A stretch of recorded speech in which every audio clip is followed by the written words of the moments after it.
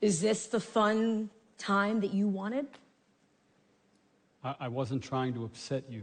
Bullshit. That's exactly what you're trying to do. That's what you're trying to do. You're trying to upset me and you're trying to upset them.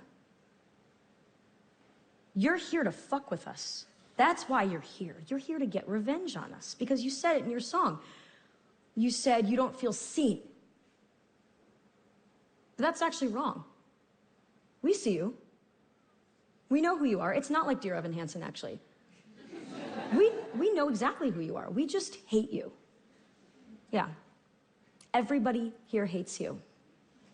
I'm fully middle school bullying you right now. I would say go kill yourself if that made any sense. And the one thing I wanted to do tonight was spend an hour pretending it was 2019, pretending it was the before you came and fucked it all up. And you took that away, just like you take away everything. So you know what? Now I'm gonna take from you. I'm gonna take the show back. And I don't care. Heckle me, destroy the theater. I'm gonna do the show that I came here to do. I'm gonna do the special that I came here to film. And actually, we're just gonna start the whole thing from the beginning. So blackout, opening song. Everybody get up, it's time to slam now. We got a real jam going down. Welcome to the Space Jam. Yeah, clap your fucking yeah. That's the Space Jam. All right. Oh, fuck, okay. Yeah! Oh! Woo! Okay. Yeah, okay. All right. Good start. Okay, yeah, all right. So you remember what happened. I came out, the song Space Jam. I said, oh, there's a child here, and we all laughed. And then I did the Come Tree song, fucking killed. Everyone stood up. All right, now that brings us to now. Okay. There is a bush on my street that smells like a bush. And, well, let me tell you about it in song. And I say, yes, were there any ideas?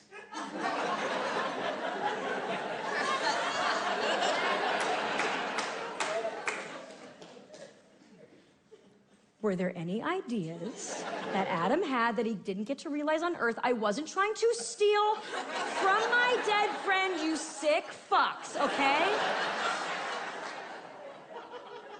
It was an earnest question because what I earnestly meant was, look, art was our love language. Did he have any artistic unfinished business? Earnestly asking. And she says, yes. Actually, he has 2 TV show ideas. And I do go, I mean, can I have them? Like, 'cause I got nothing. And she says, no, you can absolutely have them. Okay, here's what they are. And the whole time she's doing that like she's a weather correspondent. She's like, okay. The first idea he has is he says you should write a TV show about now, about lockdown. And on instinct, I go, She says, okay, he can tell you're not into it, but he says a lot of people are going to be writing about this time, and you should too. And I'm disappointed because I was still kind of testing the psychic, and she failed the test. Adam was a genius, right? But the idea of write about the pandemic that's happening right now is not a genius idea. That's a basic bitch idea. Anyone could have that idea. It's like your mom saying, you should write about our family. You know? So I say, okay, what else does he have? And she says, okay. He said, this next idea you're gonna really like. He says, you should write a gritty, realistic comedy about USO shows in the 1960s. Okay, that's specific. And that just feels so real, and I start like trembling, and I say to her, okay, ma'am, well, thank you so much for your time. Psychics are real, Houdini had it coming, goodbye. Close my computer, and I look up, and I think, oh my God, USO shows in the 1960s, that's gotta be real. That's just so specific. And then I realize that was a major plot point in the current season of The Marvelous Mrs. Maisel.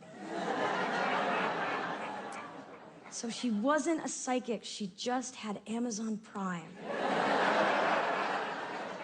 And that moment, that realization, it undid the whole thing for me. It just negated it. And I'm back to square one, that there's nothing. And I don't want to be back to square one. I don't want there to be nothing. I want there to be something. But the skeptic atheist in me needs proof. The thing that I want most, actually, in this world, is to see a ghost.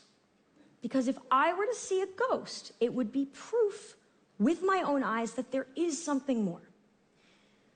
But the bummer of that is, even if ghosts are real, I know that for my friends who died, I am frankly a low priority haunting. So yeah, Adam was a dear friend and writing partner. He left behind 2 children, his parents, his girlfriend. He's not getting to me for a long time. Same thing with my friend Tommy. Tommy's probably watching this and going, we were work colleagues, easy.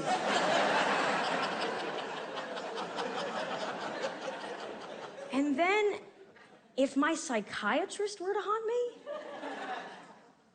it might be unethical.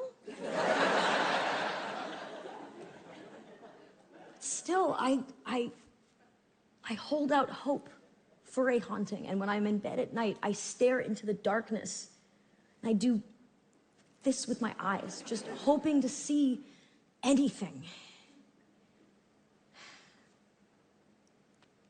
Hit it.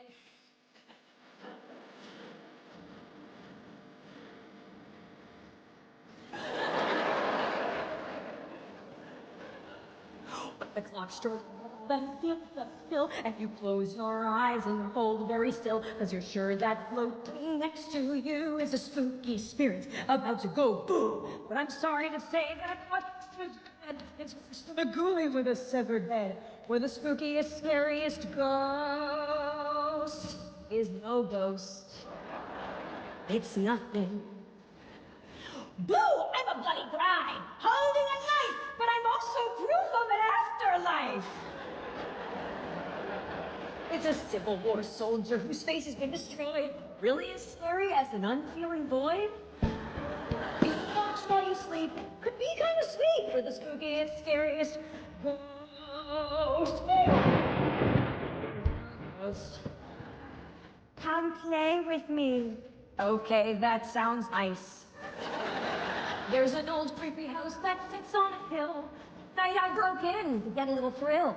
I shouted, hey ghost, here I am, and used my own shit to draw a pentagram. I found a creepy organ, played a minor chord, spelled out, come get me pussy on a Ouija board. Then I heard a sound that didn't come from this earth. It was just a possum living dirt. There was a possum in the attic. Nothing's coming for you in the night. Nothing's coming to give you a fright. Nothing's in the closet, nothing's in the door. Nothing's on that old movie screen in the park, except some high school kids trying meth. Nothing happens after death. Chain rattle, chain rattle, chain rattle, chain rattle. Why would chains be scary? You put them on your car and snow. No boat.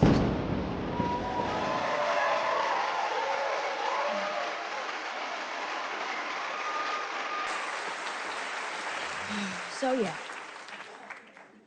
there's nothing. Isn't that funny?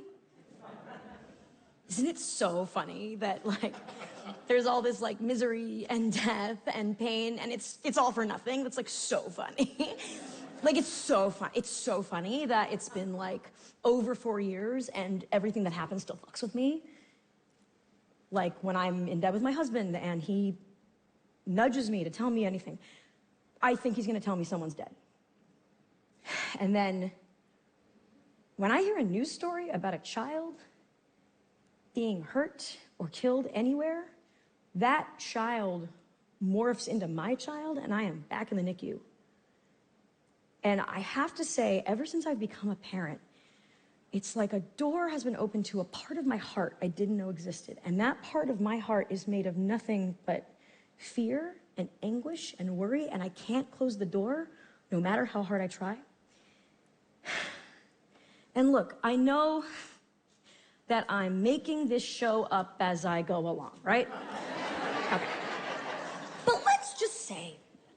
as a thought experiment, that I'd been doing this show for the past 2.5 years, right?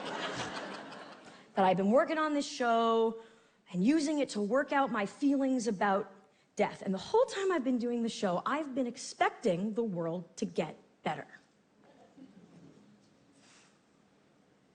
And it hasn't, because there's more grief and loss and death, and we don't know how to deal with it.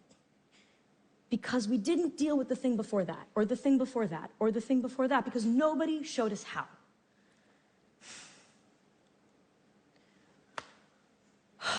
Okay. I've just given birth. I've seen my daughter in the NICU. And then they send me back to my room to get some sleep. But I can't sleep. I feel horrible, and I'm thinking to myself, I don't want to feel this way. I want to be back in denial. I want to feel normal. I'm going to check my email. Yes. Great idea. I want to delete spam right now. What a joy to unsubscribe from MeUndies. So I take out my phone and I start checking my email, and I'm scrolling through bullshit. It's great. I'm getting nice and numb, you know? And then I come across an email from my friend Steven with the subject line, "Hoping for a speedy recovery, please read." And I open up the email, and it's the news that my writing partner, Adam, has COVID. So he was the guy in New York that I'd been writing the musical with. Now, this makes no sense to me, because I had just been texting with him a couple days before about something really stupid. So basically, my whole pregnancy, we had this running joke where I would try to gross him out with my changing body, and I had texted him, "My mucus plug fell out." And he texted back instantly, "That's mucus to my ears." I could never faze him. And that was 2 days before I gave birth. And now Steven is telling me he has COVID. And not only does he have COVID, he has it really bad.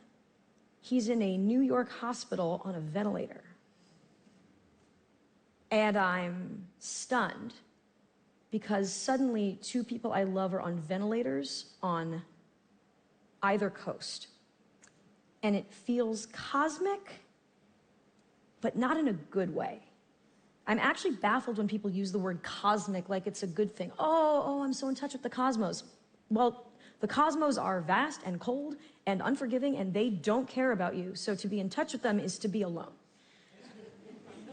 So for the first time in years, I was helpless.